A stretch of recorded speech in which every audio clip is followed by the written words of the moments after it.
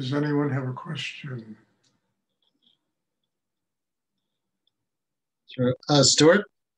Yes, Larry. Well, doing this craft, living in a major city, how do you recommend finding the balance of being in nature, being with animals, and getting out of in it, out of the environment that you live in? Well, I'd suggest renting a car and driving up to the country on the weekends. I mean, I mean, look, I lived in New York City most of my life. And I managed to deal, when I was younger, it was impossible. The city was oppressive to me. I kind of lived like a hermit there in New York. But after I started doing this meditation and I started building a system inside myself that enabled me to look at the city and look at the wonderment of the city and to say, okay, if I can, if they can, there's a thing, if you can do it in New York, you can do it anywhere. And and I said to myself, if I can build a meditation center here, if I can do my deep spiritual work, if I can nurture other people, if I can truly, go deep enough in myself to find the energy of God to do this, I said, New York will become like a miraculous place to live. And then I used to do retreats all the time up in the country, and I would, get out of New York. And I lived in Woodstock for 5 years, which was totally country. I lived on top of a mountain, for God's sake. My neighbors were bear and hawks and, I mean, really, coyotes. and I loved it. But then I realized that I had to come back to the city and do my work there. Now I'm living in Connecticut, which is kind of partial city. What I'm trying to say is that if you do your inner work, you find the sacred nature of everything in life. It's never either or, it's this and that and that and that. And everything in the world is a manifestation of spirit, and we have to stop in our minds calculating what we think is spirit, what we don't think is spirit. And we have to just say, okay, what can I learn from whatever is being put into my life? How can I grow because of that? And, and it works. Suddenly, things that were oppressive are no longer oppressive. New York, to me, when I was in my early 20s, was a very oppressive place. I didn't know where else to live. And I didn't, and frankly, you cross the Hudson River and it's like going to a foreign country, It's like a whole other world that exists out there that you never even could imagine. So it's a matter of building a system inside that makes it possible for you to recognize that whatever is your life and wherever you're living it, that place is sacred. And you find the sacred nature of life wherever you are.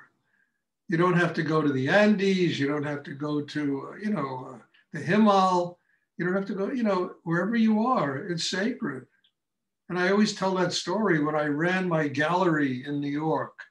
I had people all the time, I'm going to the Andes, I'm going to Stonehenge, I'm going to, get my enlightenment in a cave in the Himal. And I finally got so fed up with it. I said, I wrote something that became part of one of my books. The most sacred place on earth is wherever you're standing, or wherever you are, And I began to realize that the reason people are chasing God all over the place is they don't find God inside themselves. So they're looking for it somewhere else. And yeah, one needs a vacation from New York. All my life I've traveled a lot, and it was also one of the ways I was able to deal with the intensity of the place. But, go to Bombay or Mumbai, hang out in Mumbai for a couple of days. You want intensity? It makes New York look like a pasture pastoral setting, Mumbai or Calcutta. It's even worse. Go spend a couple of days in Calcutta, and you'll think that New York is really pastoral living. And I mean this. So wherever you are, it's different. It's different, and one has to find the sacred nature of wherever you happen to be. And I think if you do that, it is an amazing step in one's spiritual growth. You don't need special circumstances in order to have God in your life.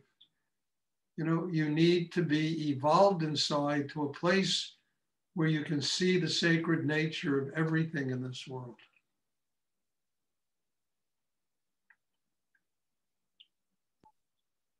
Thank you, Stuart. You're welcome, Larry. I understand living in New York because I've lived there on so many levels that it's staggering, from $38 a month slum apartments to living in palaces, basically lofts, 4,000 square foot lofts. And wherever I was living, it always came back to, Stuart, are you doing inner work? Are you growing? Are you learning from, the places that you're living in, from your life, whatever God has sent you in your life?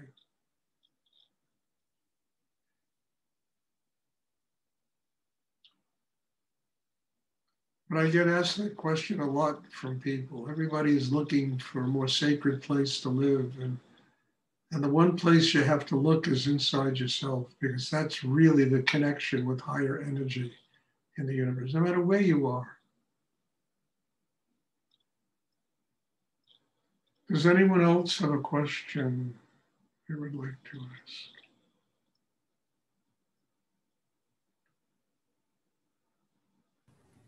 Stuart, if during the day, Yes. If during the day while working or talking with someone, the hara gets activated, and Marcy, I can't understand you. You have to speak a little more clearly. If while during the day, if working or talking with someone, the hara gets activated, that has some meaning, or They had a what? this has some meaning, or this is an indication. But what do they have? I don't understand. If they had a what? No, if while I'm not doing meditation, while I'm doing something else, but I feel like a pull in the hara and really strong energy going on. But Marcia, that's the purpose of this meditation, to get you centered in the hara no matter where you are and what you're doing.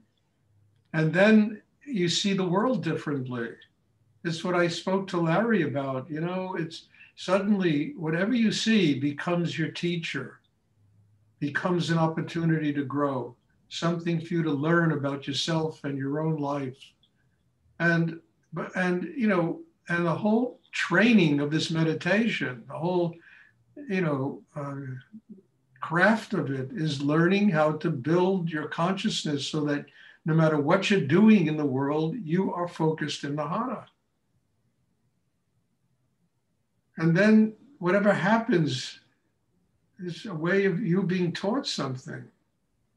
So nothing anymore is negative. It's all opportunities to grow, opportunities to learn something about yourself. And when a person lives that way, they're centered in the heart. That's how their life is. So the whole purpose of this meditation is to build that kind of inner strength. So you don't finish meditation and then you go off and spend the next 20 hours living in your head, with tension and problems and conflict and emotions and blah, blah, blah. And, so, you can't separate the meditation from your everyday life. This is about building you so that you can have a spiritual life. And a spiritual life is not just when you meditate, it's life, it's totality.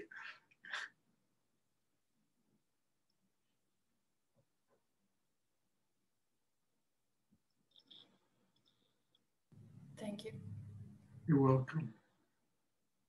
Does anyone else have a question they would like to ask?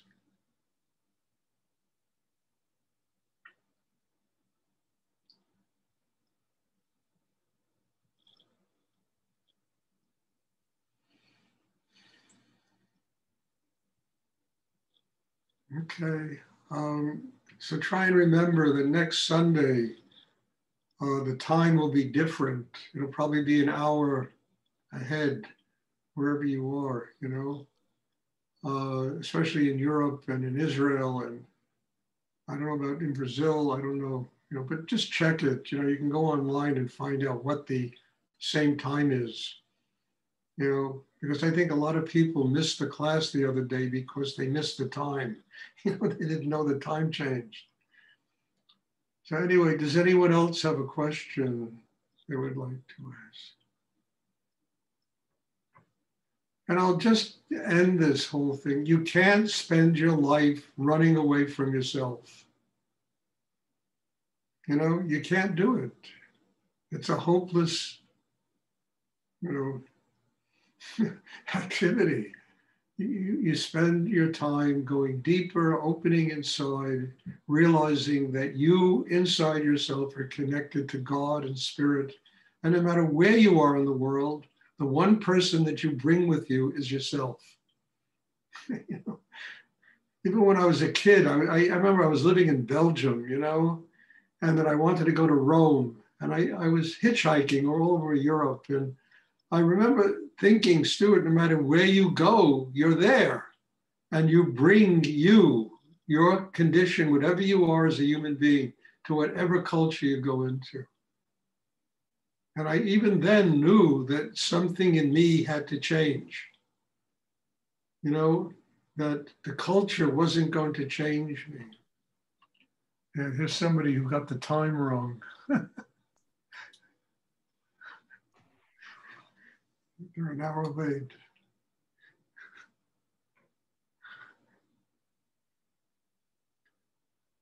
Candace, dear, the class is just about over. You got the time wrong.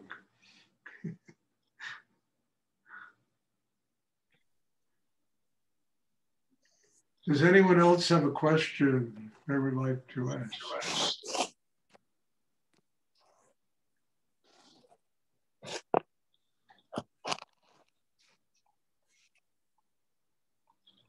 Okay, if there are no more questions, the next class will be on Thursday.